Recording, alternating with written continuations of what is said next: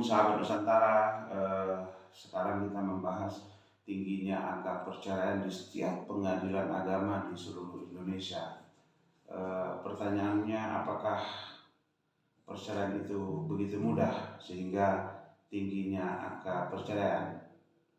Nah, saya mungkin melihat begini, ada hal yang paling mendasar sehingga terjadinya perceraian.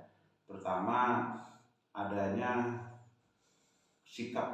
perubahan sikap sehingga timbulnya ketidakcocokan antara satu dengan yang lainnya. Jadi ketika sepasang manusia itu menjalin hubungan ketika awalnya indah mesra, nah begitu terjadi pernikahan, salah satu di antara dua sepasang ini berubah sikap. Itu salah satu faktor menjadi penyebab perceraian. Yang kedua, faktor ekonomi. Saya lihat mayoritas faktor ekonomi. Nah, banyak di dalam gugatan perceraian itu penyebabnya adalah faktor ekonomi, dan rata-rata mayoritas saya melihat itu yang melakukan gugatan itu adalah pihak perempuan, itu gugat cerai ya, cerai gugat ya, itu pihak perempuan. Nah, kenapa tinggi sekali angka perceraian ini? Karena kurang matangnya di saat melakukan pernikahan. Pertama, ada dari faktor usia. Yang kedua, faktor dari pendapatan ekonomi yang tetap. Sehingga ketika menjalani bahtera rumah tangga, ekonominya kurang pas-pasan, sehingga ada salah satu pihak di antara pasangan ini yang tidak mampu bertahan dalam keadaan kekurangan, sehingga ada pihak lain yang memberikan angin surga sehingga terjadilah perceraian. Nah, kemudian setelah bercerai, ini juga sering saya melihat terjadi dari pihak perempuan itu sangat dirugikan. Kenapa saya katakan sangat dirugikan? Karena ketika perceraian banyak terjadi di lapangan sana, ketika mereka ini dalam membina rumah tangga tadi itu sudah ada memiliki anak, jadi begitu cerai, anak ini bapaknya tidak bertanggung jawab lagi terhadap anaknya, jadi udah pisah mereka sudah, sehingga anak ini menjadi tanggung jawab daripada ibunya. Nah, maksud saya tanggung jawab itu adalah menafkahi, ya, mencukupi ke sandang pangan papan dan daripada anak ini, hak anak ini. Nah, sebenarnya hukum kita sudah mengatur bahwa anak walaupun terjadi perceraian, anak ini tetap menjadi tanggung jawab bapaknya, ayahnya, untuk menafkahi, untuk memberi dia kehidupan, makan, sekolah, dan lain-lain, sesuai dengan kemampuan daripada si bapak. Tapi memang hukum kita ini masih banyak kekurangan karena tidak ada sanksi yang tegas. Misalnya contoh, bagaimana kalau seandainya sudah ada putusan pengadilan bahwa anak ini harus dibiayai kehidupannya oleh bapaknya. Nah, ketika bapaknya ini tidak mau melaksanakan putusan itu, apa konsekuensi hukumnya? Ini yang belum ada di kita. Sehingga bapak daripada anak ini, ya, dia santai-santai saja, tidak punya tanggung jawab terhadap anaknya. Padahal dia punya hak, punya kewajiban atas perintah undang-undang atau perintah hukum untuk menafkahi anaknya tersebut. Nah, tapi di Indonesia itu nyaris tidak ada. Makanya saya melihat ini sangat urgent sekali, karena itu nanti menyangkut dengan kelangsungan generasi Indonesia berikutnya. Bagaimana ketika anak-anak Indonesia ini ayahnya tidak bertanggung jawab. Nah, bagaimana masa depan dia? Ini kan harus dipikirkan dari sejak dini, sehingga saya pikir perubahan undang-undang lebih mempertegas lagi ketika seandainya si bapak ini tidak bertanggung jawab terhadap anaknya. Apa konsekuensi hukumnya? Nah, bolehlah mereka berdua itu, sepasang suami istri itu bercerai, tapi kewajibannya terhadap anak itu tidak boleh hilang, tetap melekat kepada si bapak maupun si ibu. Itu. Jadi inilah yang menyebab salah satu poin banyaknya terjadi perceraian. Karena begitu cerai ya sudah, yang laki-laki merasa enjoy, dia tidak punya tanggung jawab apa-apa, sehingga dia bisa cari lagi wanita lain, perempuan lain untuk dinikahi menjadikan istri. Nah ini kan kacau kalau seperti ini. Nah saya hanya menyarankan kepada pemerintah agar bisa membuatkan regulasi terkait hal-hal seperti ini. Ya, jadi ini sangat riskan sekali. Nah terus kemudian saya lihat putusannya juga di pengadilan itu paling mudah.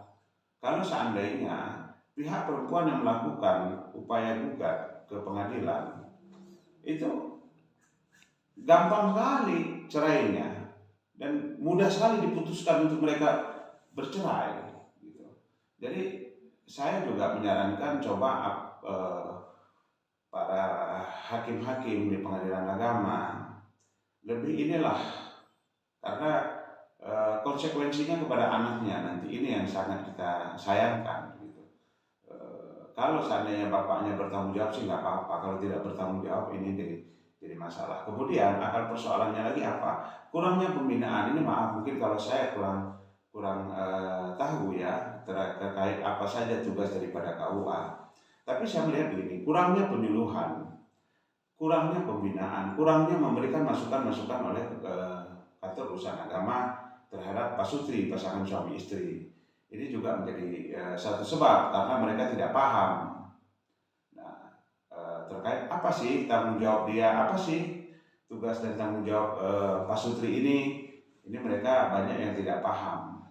Gitu. Jadi harus lebih efektif lagi diadakan penyuluhan-penyuluhan bahwa ketika sepasang manusia tadi ingin melangsungkan pernikahan itu harus dikasih tahu apa yang menjadi hak dan tanggung jawab mereka masing-masing agar di kemudian hari pasangan ini bisa berjalan dengan baik dan langgeng sampai mereka menutup usia nenek dan kakek lah gitu ya.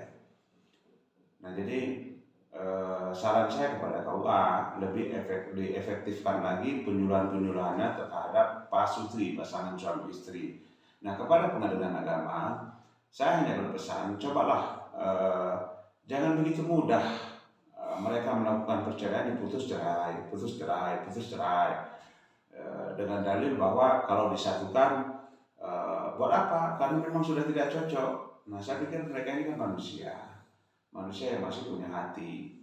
Ya coba diberikan bimbingan yang baik sehingga tidak tinggi sekali angka perceraian, ini tinggi sekali. Hampir di setiap kabupaten, di Kabupaten Cianjur itu per tahun ribuan angka perceraian. Ini kan luar biasa edan. Padahal kalau menurut agama Islam, perceraian itu memang dihalalkan, tapi dilaknat oleh Allah Subhanahu wa taala. Perceraian itu dihalalkan, tapi dilaknat oleh Allah Subhanahu wa taala. Sangat mengerikan sekali. Tapi kita lihat perceraian itu sudah menjadi sebuah barang mainan. Jadi dianggap dan pernikahan itu dianggap sebagai bahan uji klinis tester kali ya, bahan percobaan. Jadi pernikahan itu dianggap tester bahan percobaan. Saya pikir ini tidak baik. Jadi itu saran saya kepada KUA dan kepada pengadilan agama. Mudah-mudahan masyarakat Indonesia ke depannya lebih baik. Nah, terus kemudian ada juga yang menjadi fundamental, karena yang namanya manusia pasti ego lah ya. Yang perempuan punya ego, laki-laki punya ego. Yang perempuan punya ego tidak mau diduakan, yang laki-laki kepingin punya istri 2, punya 3. Nah sebenarnya agama kita sudah memperbolehkan poligami. Di dalam agama Islam memperbolehkan poligami. Tentunya bagi mereka yang mampu. Nah tapi banyak kejadian sekarang tidak mampu pun gatel kepingin poligami. Ini yang repot, ini yang jadi masalah. Gitu. Buat laki-laki saran saya, kalau istri ada kurang cantik kasih duit yang banyak, pasti akan cantik. Ya suruh dia perawatan. Jangan kita jadi laki-laki ini hanya mengambil yang cantiknya, begitu sudah cantiknya hilang cari lagi yang cantik. Jadi mau yang instan, jangan begitu. Jadi ya kalau kita sebagai suami melihat istri kita kurang cantik ya kasih. Kalau kita mampu ya kasih dia perawatan supaya cantik. Gitu. Seperti artis, seperti apa. Nah, itu terserah, ya kan, sesuai dengan kemampuan masing-masing.